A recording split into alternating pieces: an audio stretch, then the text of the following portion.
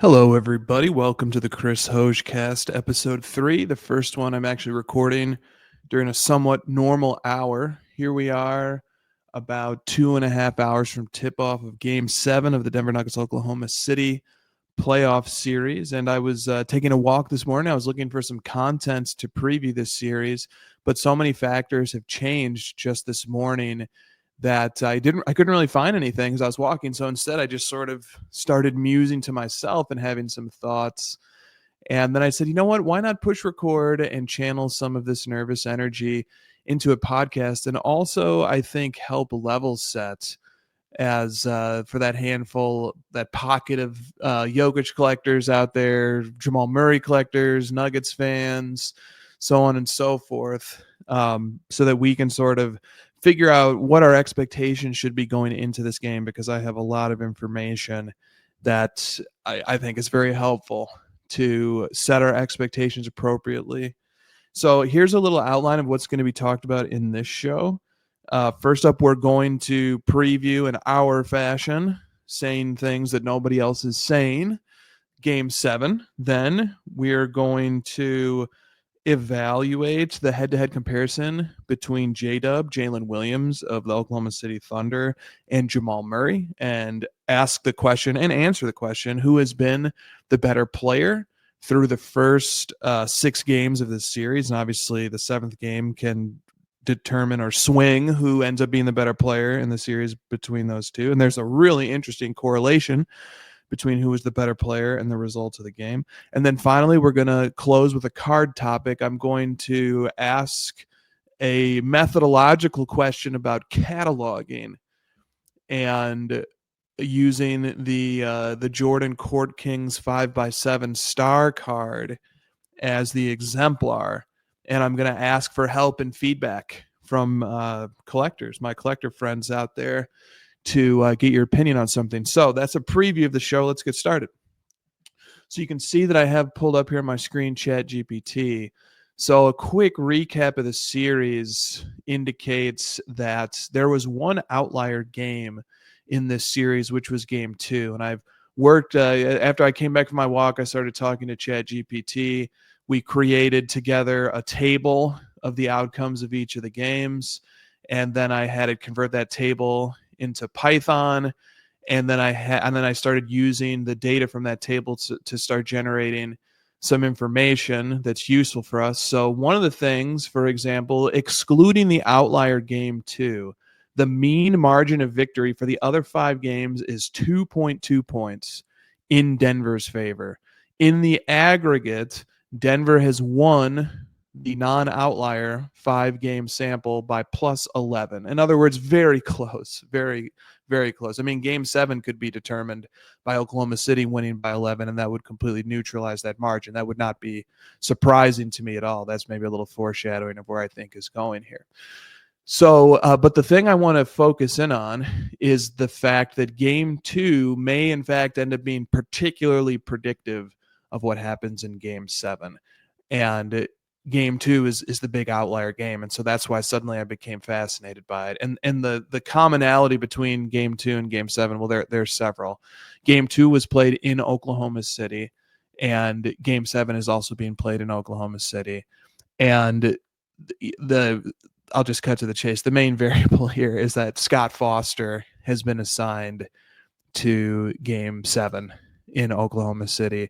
The other game in which he was the head crew chief, the only other game that he officiated in this series was Game 2, which was a massive outlier. But how big of an outlier was that game?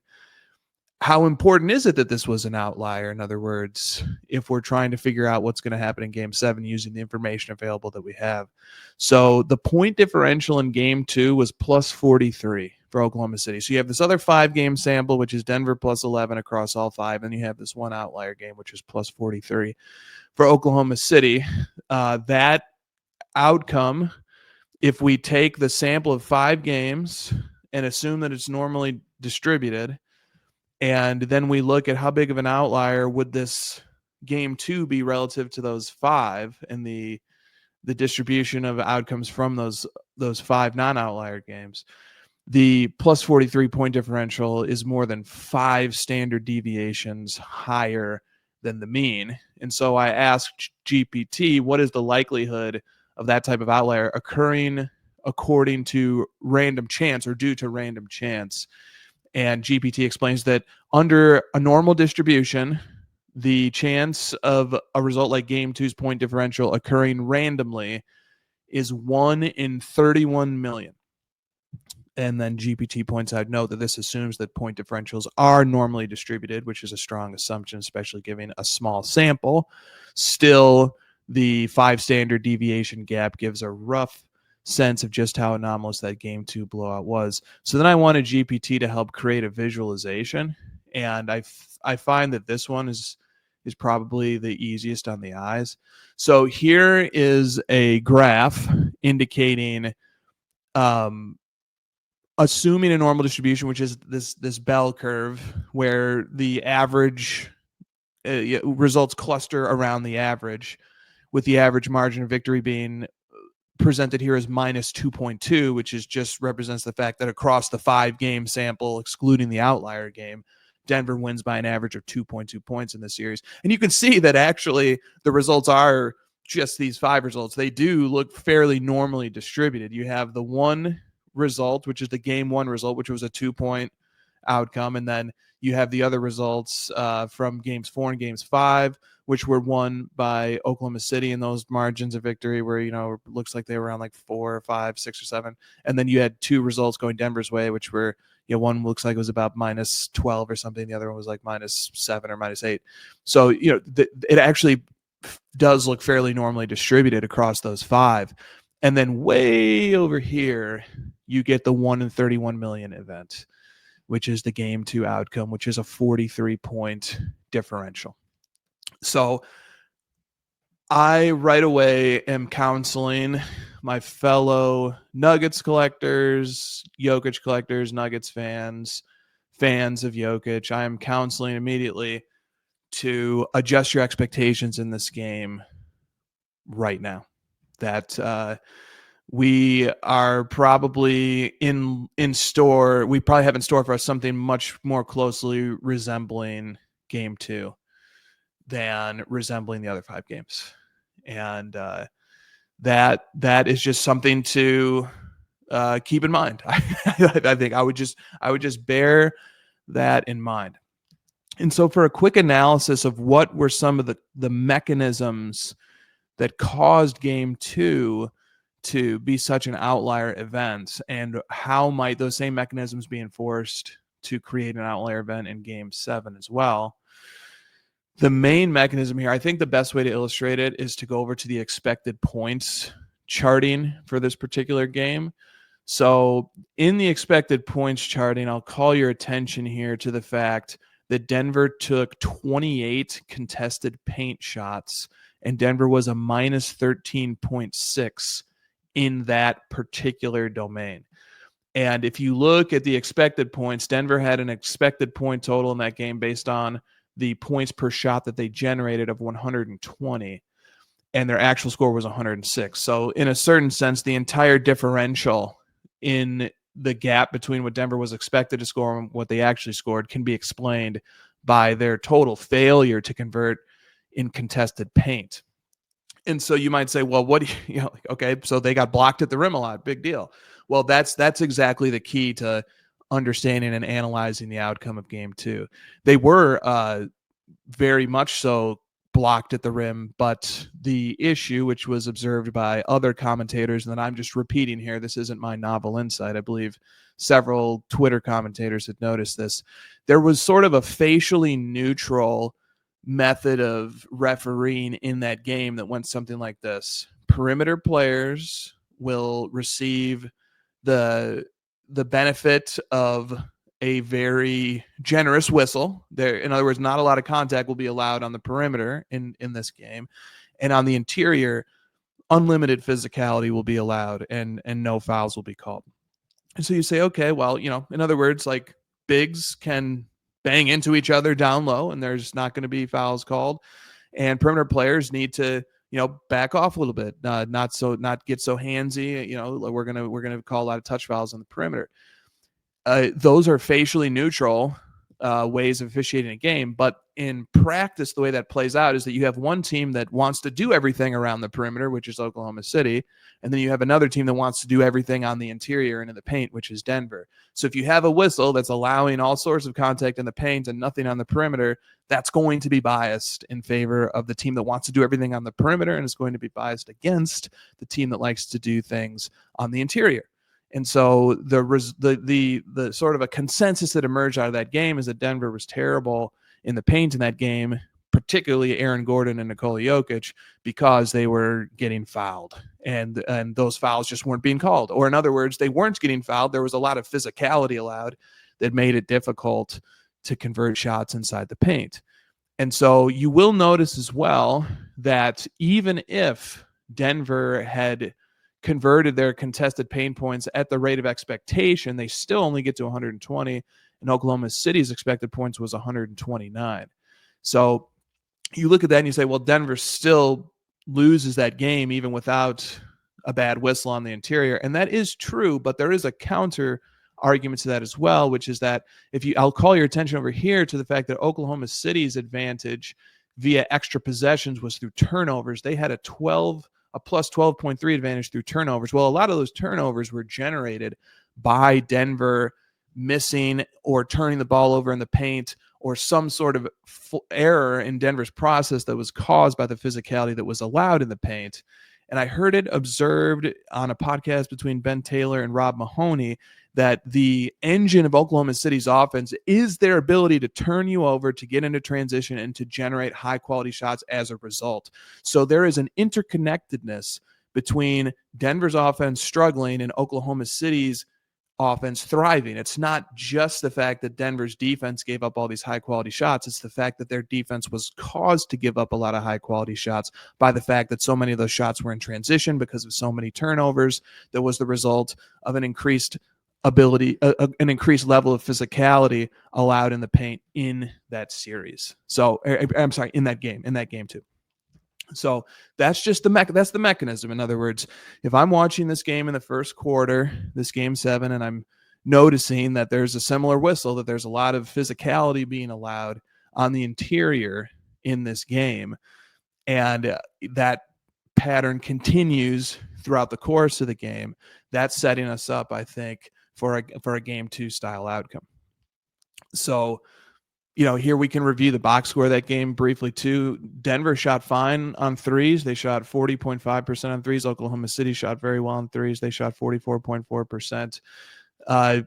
Denver got 32 free throw attempts. The Thunder got 36, although I believe those free throws were a little bit more imbalanced at the half. But you see that the big difference, which, we discovered this through the expected points chart. We can also discover it here. The difference is that Denver shot only 37.9% on field goals, which means once you take out the 3-pointers, it's the 2-pointers. It looks like they shot 18 of 50 on 2-pointers. And that's, it has been observed that that's the results of the physicality that was allowed on the interior. So now I want to talk just briefly about the Scott Foster of it all. So Foster suffered a calf injury during a game between the Miami Heat and the New York Knicks on March 17th, which is 2 months ago, a little bit over 2 months and a day ago. Foster returned in the second round of the playoffs. In fact, he returned specifically for game 2 of this series, which coincided with Oklahoma City Thunder having its 1-in-31 million outcome of the 43-point differential. And so I don't understand. It's not like Scott Foster is the star player of an NBA team where we have to rush him back and get him back as soon as possible. Foster is an official. He was out for 7 weeks prior to taking the floor in that game too. I mean, isn't he going to be rusty? Like, is it really worth jeopardizing the outcome of an NBA game? Not even alleging bias in favor of one team or another, but jeopardizing the fairness or the ability or the ability of a referee to fairly officiate a game when they are fresh off of a calf injury that sidelined them for 7 weeks. Why did he need to be rushed back? Why couldn't we just go with any one of the other dozens and dozens and dozens of qualified officials? I just don't think that there is a pressing need to rush back an official who might be rusty and who is coming off of a physical injury and who might re-injure it. I just don't understand why they needed to be rushed back to officiate this series, and in particular this game.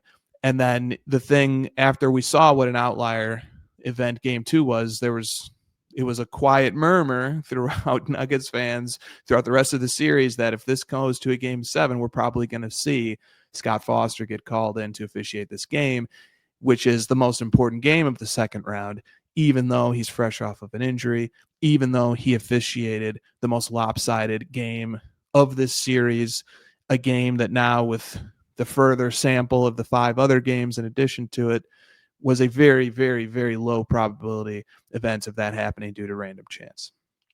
So as somebody rooting Nuggets, I would immediately start adjusting my expectations that we're going to have possibly a game that lines up with game 2. And there's 2 different discussions here. There's the discussion of a style of officiating that is neutral, but that does happen to favor a perimeter team over an interior team. And that was the style in which game 2 is officiated. And then there's also just the question of maybe there's no bias at all in this game. Maybe the adjustment gets made and, we're going to adjust for the style of officiating that happened in game 2. And even then, there's still the question of, well, I still don't understand why, of all the referees and the officiating crews, why is it Scott Foster, given all of these different factors, given the Scott Foster injury factor, given the fact that he officiated a big outlier game. Why was it him? I'm just that's a bit concerning as a Nuggets fan and as a collector. But we go into this eyes wide open. We understand that different officials call games in different ways. We understand that some styles might favor some teams over the other. I do think that there have been several games in this series in which the officiating style benefited Denver. So there's lots of different ways that this cake can get cut. But I think the eyebrow raise is a little bit higher at why do this need, why is this happening exactly? So with that said, I do have a pessimistic outlook for this game. And Scott Foster is a big part of that. But let's look at the optimistic point of view. Let's present the other side, from the point of view of a Nuggets fan. So the other side is this. First of all, the Nuggets also found out that they're probably going to be without Aaron Gordon for this game, who sustained a hamstring strain, which Shams Charania has reported as a grade 2, according to sources. I don't know what the official injury report designation is. I believe he's still questionable on the injury report, but there are signs in the media reporting indicating that Gordon probably is not going to play, or if he does play, he's going to be extremely limited. Well, the last time that Denver played Oklahoma City without Aaron Gordon was a tremendously successful game for Denver. That game happened late in the regular season, March 10th, right around the time Scott Foster got injured. The Denver Nuggets secured a 140-127 victory over the Oklahoma City Thunder in Oklahoma City. This game, again, was without Aaron Gordon. Denver scored 140 points in this game. That resulted in the largest offensive rating that any team put up against Oklahoma City this year. It also was obviously the most points that anybody scored against Oklahoma City this year. And if we look at the box score, Jokic, he went 15 of 20 from the floor. He had 18 rebounds, 8 assists, a steal, a block, only 1 turnover, 35 points. I mean, just a masterpiece of a game. He was only +8 in that game that they won by 13. Jamal Murray had 34 points in that game, 4 rebounds, 6 assists, 2 steals. Murray was a +14. And this is something that has been a trend with this Nuggets team throughout the playoffs. Jamal Murray has been their best plus-minus player, not Jokic. And Murray leads the NBA playoffs in on-off net rating swing. which is just interesting. So, Murray is going to be a bellwether here. If Murray plays well, especially in those non-Jokic minutes, I suddenly would start feeling more confident in the Nuggets' chances here. You also see that Michael Porter Jr. had a productive game, 7 of 12 shooting for 17 points. I don't think you can really count on that from him in this game because of the shoulder injury. Westbrook was 6 of 10. I think that's optimistic given what he's shown in the last few games, to expect Westbrook to be able to duplicate that. And then this is really where you want to look. So Peyton Watson, Christian Brown, and Jalen Pickett. Brown had an inefficient game, but Watson and Pickett were very efficient. I don't think we've seen Pickett once in this series. Maybe he came in for garbage time at the end of game 2. But Peyton Watson's going to be a very big factor. And I actually like what Watson has been doing in this series, especially in the last few games. I feel like Watson just sat there on the bench for the first few games, and he just watched how Oklahoma City was playing. And he said, man, these guys on Oklahoma City, they're so fast, they're so quick, they fly to the ball, they fly around, they just give up their bodies and in sacrifice as they crash the boards to try and get rebounds and to extend possessions and to create turnovers. And I think Watson sat there and watched it, sort of looking at the Oklahoma City role players as role models in a certain sense, or exemplars. And he said, why can't I do that too? How come I can't impact a game in this way? And I think like Watson sort of transformed himself into this Oklahoma City style role player where all of a sudden, I mean, he's just the energy, the way he's been crashing the boards, the way he's been defending the rim, the way he's been flying to the ball, especially on defense. I think he's been really impressive in these last few games for Denver. And I think like the main advantages that Aaron Gordon has over him are rebounding and size, which Watson has made up for to some extent by his energy level in these last few games. Gordon is a better shooter and he's more clutch, and Watson isn't going to be able to make up the gap there, I don't think, without a lot of luck, especially given the way Watson has shot free throws in this series.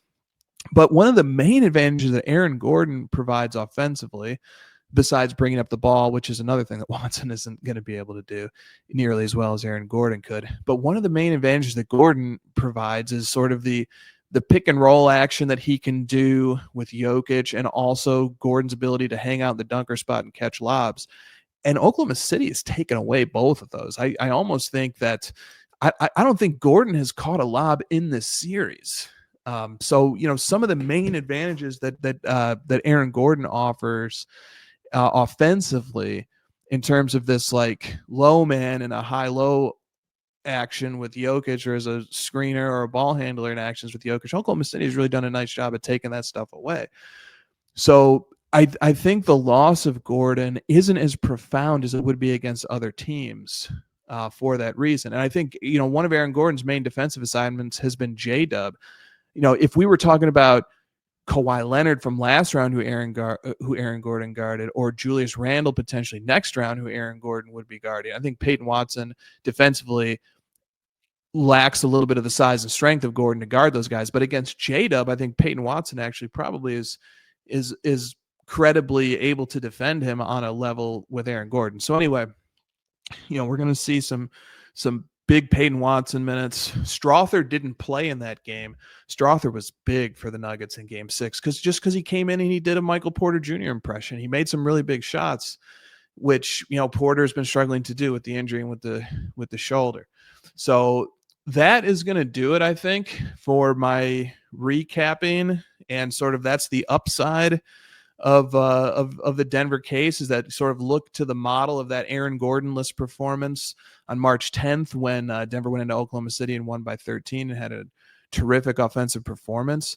That's sort of, hey, that's the blueprint that Denver can win this game by. There's a lot of blueprints that Oklahoma City can use to win this game. And I think a lot of them center around turning Denver over, around making it difficult for Denver to create efficient offense, around applying a lot of physicality. And so, you sort of combine all the different pathways that Oklahoma City has to win with the fact that if you get a game 2 whistle in this game, then I'm leaning towards Oklahoma City to win this game comfortably, possibly even in a blowout. That's just my assessment. I'm an optimistic fan. I am hoping for Denver to win, but the news of the officiating crew coming down this morning, the loss of Aaron Gordon, thrusting players like Strother and Watson and possibly Pickett into important roles when those guys are not Game 7 battle tested to the same way that Gordon is. One last note that I'll make here on the upside is as I wrap it up, acknowledging that I was much more confident in Denver's chances in other games. I was more confident in their chances in games 4, 5, and 6. And I think Denver, if and when they do lose game 7, is going to look back at games 4 and 5, in which they carried medium to large size leads at some point during the fourth quarter, only to blow those leads, that they're going to look back and say, we could have ended this series in 6, and instead we allowed it to go to 7. And then we put our fate into the hands of things that we can't control and that are going to have a likelihood of going against us. But even having said that, I've seen some discourse on Twitter that Aaron Gordon has been Denver's second best player. And maybe there are some metrics that suggest that he has been. But on the whole, without a doubt, Denver's second best player, especially if I'm looking at Denver's roster and I'm saying, who's the next guy? If I have a draft of all of Denver's players, who's the next guy I want next to Jokic? I'm taking Jamal Murray. And if you said you can either have Aaron Gordon for this game or you can have Jamal Murray for this game, but you can't have both, that makes the decision even clearer. It's Jamal Murray. Jamal Murray has the ability to take over this game and single-handedly win it. And he's done things like that before. He had an amazing Game 6 performance with the flu. I'm concerned if he's still going to be, how healthy he's going to be. I think Luka recovered pretty quickly from a Friday to a Sunday in Game 1, where he was really sick during Friday, and then he was doing better by Sunday. So hopefully with the 72 hours of break, Murray will be doing better. But as a Nuggets fan, I think the Nuggets winning this game is a pretty low probability event. I actually think the spread, which is -8 in Oklahoma City's favor, I think it's pretty accurate. I think the spread has been off. Verifiably, the spread has been off throughout most of this series. Denver has covered in 5 of the 6 games of this series. And in Game 6, Vegas had Oklahoma City as 4-point favorites in Denver, and Denver won by 13. So Vegas missed by 17 points in Game 6, and that's pretty emblematic, I think, of how off the betting markets have been for this particular series. But I think, having watched this series, looking at all the factors that are influencing this game, I think Oklahoma City -8 is a pretty fair spread.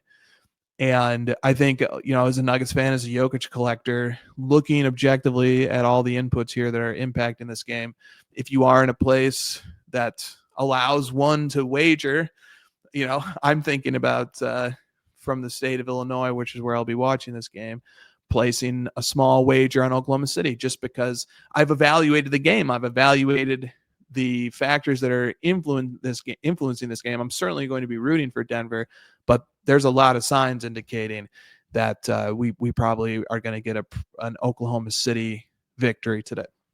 So one other thing I wanted to look at with respect to this series is I wanted to look at the comparison between J-Dubb and Jamal in this particular series, because there's been a lot of, particularly from the Oklahoma City side, there's been a lot of people bashing J-Dubb and criticizing his performance in this series, and they are able to point to some facts that support them, particularly his inefficiency as a shooter in this series. But I wanted to look at who's actually been better in this series between Jamal Murray, who I'm quite confident is Denver's second best player, and J-Dubb, who probably is Oklahoma City's best player, second best player, either him or Chet, or maybe Hartenstein, who's having a pretty nice series too.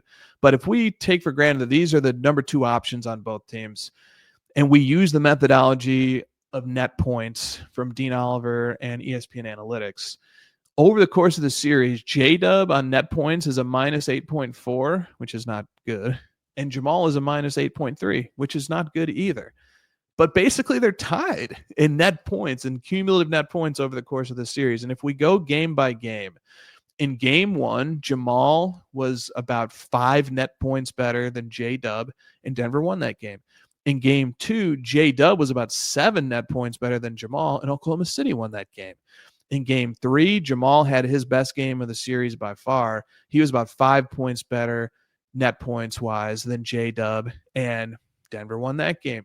Game 4, they were pretty close. That was Jokic's one of Jokic's worst offensive games. They were pretty close, but J-Dubb had a slight edge in that game, and Oklahoma City wins that game. So far, through the first 4 games, if Jamal had a better net point score, Denver won, and if J-Dubb did, then Oklahoma City won, and that trend continues. So game 5, which was won by Oklahoma City in OKC, J-Dubb was about 9 net points better than Jamal. And then in game 6, in which Denver won, Jamal was about 8.5 net points better than J-Dubb. So as Jamal or J-Dubb have gone relative to each other, whichever wins that duel, that has been predictive of who wins the game.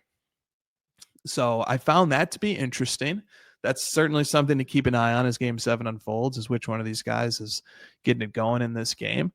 And will that correlation hold through game 7? And also just to point out that, Jamal Murray, I think, has had a nice series, at least in spurts. I think sort of looking at the cumulative can overlook the fact that his performances in game 3 and game 6 were pretty important to the Denver winning at least those 2 games. And also game 1, I mean, even though he had a negative net points, he still came in ahead of OKC's number 2 guy here, J-Dubb. So I found it interesting. These guys have played to a draw cumulatively in net points over the course of the series, and that each of them has happened to get the better of the other on a net points level 3 times, and that just so happens to correspond with the outcome of each game. So we'll be really curious to see which guy ends up getting the better of the other when this game concludes, but it would put a smile on my face if the net point scores after game 7 ends up having both of these guys perfectly tied in net points. Okay, so the final topic that I wanted to get to is the hobby topic, the sports card topic, which is I wanted to ask the audience to help me figure out a very specific question, which is, what NBA season would you say that this particular card belongs to? So the card I'm showing on the screen, it's a card from Star. It's an oversized card. It shows Michael Jordan curling the ball in his right, inside of his right elbow. Like, it looks like he's about to dunk it. I'm not sure what event this photo is from. I'm sure a Star aficionado will come in and let me know. But the front side of this card shows this beautiful action shot of Jordan. It's got a nice chunky NBA logo there. Is this the first? I was joking with some Jordan collectors talking about this card yesterday, asking, is this the first Jordan logo man card? Obviously, it's not a memorabilia piece. It's just a graphic. And then in the top left, it says Star 85. Which I was watching The Last Dance last night as I was trying to wind myself down and fall asleep. And I actually overheard Charles Barkley during The Last Dance referencing a season. I think he was referencing the 1992 season, or one of the seasons. He was calling it 1992 rather than 1991-92. I think it was more common then, maybe it's common today too, to refer to an NBA season by the year during which the bulk of it occurs. So like the 1991-92 season, for example, would have had some games in October, November, and December, but the majority of it occurs in January, February, March, April, May, and June. So I think it's common to sort of refer to a season as the fuller year or the second year in the hyphen. So this is called Star 85. Presumably that's because it's describing the 84-85 season, although I'm not entirely sure. And not to answer the question that I'm trying to pose here, because I think I lean a slightly different way on this, but if we flip over the card on the back, it says 1985 NBA Court Kings. Once again, no 84-85, just 1985 here. Series 2, 26 of 50. That's the card number and the series that it was issued in. It's interesting seeing series actually printed on a card surface. Nice Chicago Bulls logo. Then we have Michael Jordan forward Chicago Bulls to give some biographical information. And then this is a very important line here, this NBA service, and then the M dash 1 year, NBA service 1 year.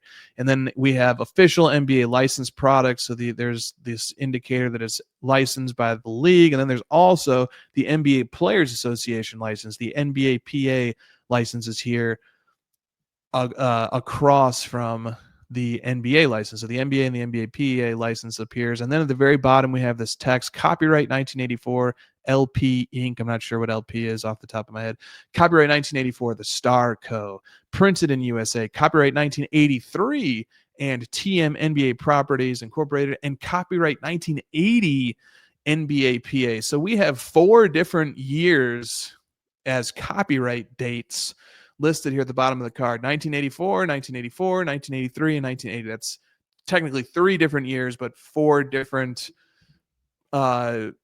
times a year is printed. 1984 is listed twice, 1983 is listed once, and 1980 is listed once. So my question is, what is the season that you would say this card belongs to if we assume and operate from the paradigm that every NBA card must be associated with an NBA season? Which one would you associate it with? And I don't know that there's an argument to be made here that this card could belong to any season other than either the 1984-85 season or the 1985-86 season. And so I posed this question on Twitter, and I sort of said, here are some of the factors to consider. And the first one I pointed out is the NBA service line. NBA service 1 year. Also the copyright 1984, the Star Co. Also the fact that Star 85 is printed on the front side here, the Series 2 of it all, the 1985 Court Kings on the back. And then I sort of said at the time, and since then I've been thinking about it more and more, I said I'm leaning towards classifying this card as belonging to the 1985-86 season. And the factor that tilts me in that direction is this NBA service line, NBA service 1 year, because as I wrote on Twitter, it seems definitional to me that a card's season cannot reference its season, only prior season. So in other words, how can this card be a card that is coinciding with the 84-85 NBA season if it's also acknowledging that the 84-85 season is complete? It seems to me that it must be one or the other. Either a card is coinciding with the season or a card is describing the completion of that season. It can't be both. And so the fact that that NBA service of 1 year is listed here nudges me in the direction of saying, well, this card is acknowledging that Michael had completed his 1984-85 season. And if he had completed that season, then it nudges me towards, like I said, that this is 85-86, that this isn't that this card perhaps is most accurately classified as belonging to 1985-86 as the NBA season that it's associated with. And that obviously has huge implications, because 1984-85, if a card is associated with that season, it is a Michael Jordan rookie year card. But if it's associated with the 1985-86 NBA season, then it is a second-year card. I'm sensitive to the implications of those classifications. I'm very sensitive to it. I understand that people are going to feel very strongly about it. And I'm obviously open to being wrong or to having my mind changed about this. So I would love to hear in the comments thoughts, argumentation about what NBA season you think that this card should be associated with. So we are coming up on 40 minutes of this episode. If you're still listening, thank you for tuning in. Maybe we'll get an episode later tonight or tomorrow reacting to Game 7. Hope everybody enjoys it, and we'll talk to you next time.